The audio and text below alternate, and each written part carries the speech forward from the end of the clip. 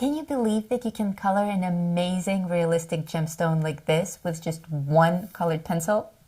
You can. Let me show you how.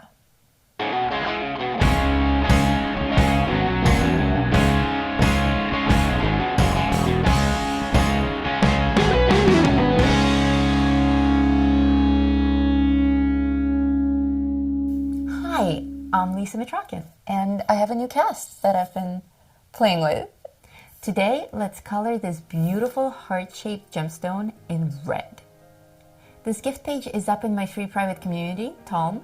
It's also a page in my book, Knights and Mares Amour, so if you own that, you'll already have the page.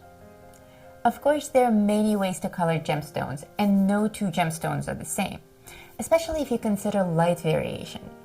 When coloring a red jewel, there's a sea of beautiful pigment and their combinations to choose from.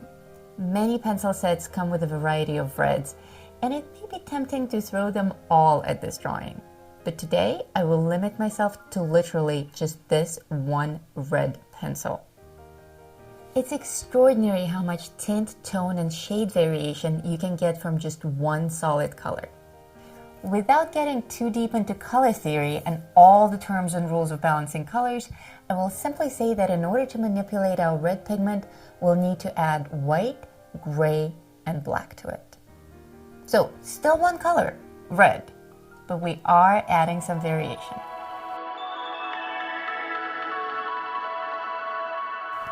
For this magic trick to work, it's very important that you color on gray toned paper. I prefer Strathmore 80-pound paper, but you may go with any other brand or weight as long as it's gray. Why gray? The pigment of the paper will play a role in creating tones of red later on. This is that much gray that we don't have to add by hand. It's already here. It will save us a lot of time. Additionally, working on gray will make our white pigment stand out stronger.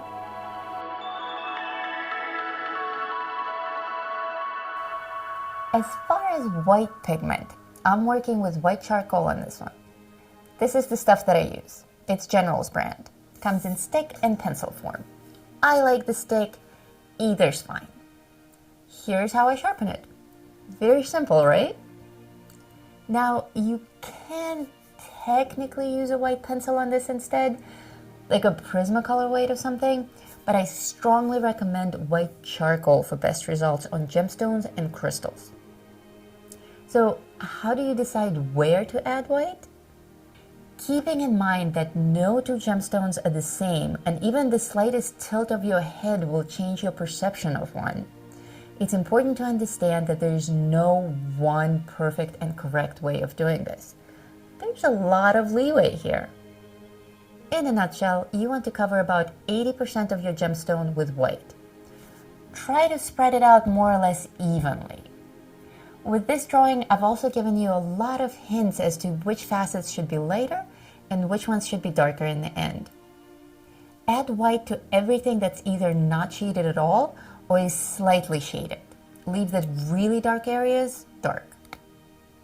Now, not all of this white will remain white.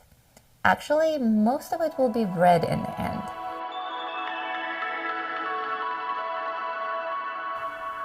This is why I wanted you to work with white charcoal rather than with a pencil. Grab a Q-tip and start to gently blend all the white areas into all the gray areas. The key word here is gently. You don't need to press hard or even try to smudge anything. Just barely stroke the page. The blending will happen naturally and smoothly. And feel free to blend over all the lines within the gemstone, but be extra careful not to cross beyond the gemstone outline. If you do though, don't panic, we'll clean it up later. Just carry on for now. Look at what this type of blending is doing to our gradient transitions. It's quite extraordinary, isn't it? It already kind of looks like a shiny diamond. But we decided to go red, so let's add some red.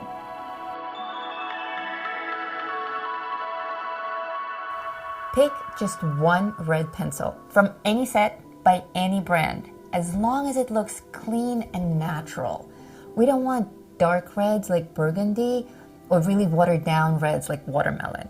Think red lipstick, red apples, a red bullfighter's cape, a pure, clean red.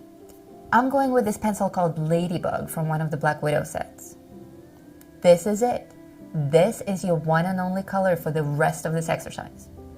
So what do we color in red? Pretty much everything.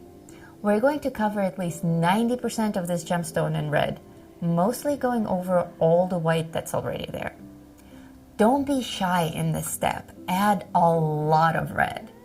But take care to do it gradually, systematically, and in layers. At no point here am I pressing on my page with any significant pressure. I'm shading gently. If I want a stronger red, I add more layers. If I want a more pale red, I add less pigment and barely touch the page. Leave at least one facet pure white, maybe two, no more than 3, and color everything else in red. At the end of this step, your coloring should look something like this. See how with just one red pencil we already have all of these beautiful tones and tints of red? If we mentally divide this gemstone into major sections, we can treat the center facet as a single object and everything around it as a separate entity. I chose to have everything within the center facet dark. There's no white here at all, while on the periphery I have a lot of white variation.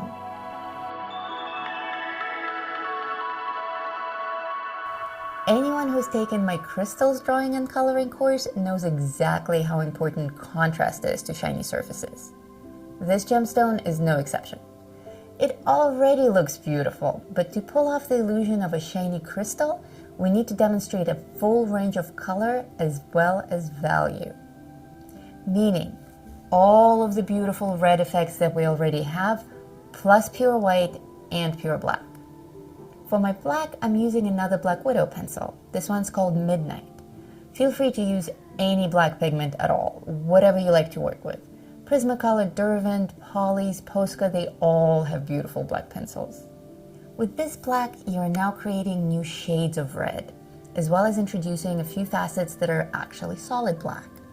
You don't want a lot of darkness here, maybe 20 to 30% for the whole gemstone, but don't be too timid with it either. Pay attention to what I'm doing here in my center facet. To make it stand out even more, I'm shading it quite heavily around the edges, while on the periphery, I'm not so much shading, but rather adding occasional solid little triangles here and there. See how that's shaping a difference between the center and the periphery? That difference in value and texture allows us to see this object as more three-dimensional. For my final trick, I'm going to add some gloss effects here. And that is done with more blending. But instead of Q-tip blending, we're going to practice white pencil blending.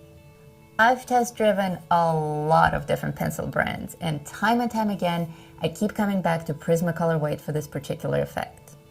Prismacolor White is the greatest because it layers so well over other colors.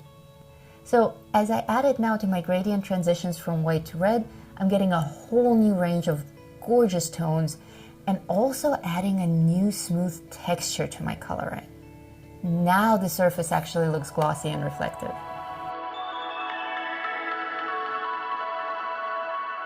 If anything got smudged in the process, now is the time to clean it up. I didn't have a lot go wrong here, but it seems that I do have a little bit of red and some white spill in this area right here. To take that away, grab a kneaded eraser. It's the one that looks like Play-Doh.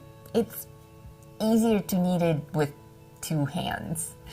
And just gently take away all the unwanted pigment. Ta-da! Easy, right? I hope you had fun with this gemstone coloring. Do try it out on my free gift page.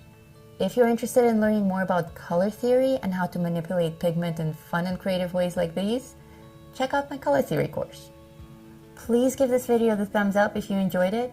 Leave me a comment and tell me what you thought. And of course, share your colorings in my free private community. Thank you kindly. This doesn't really work anymore.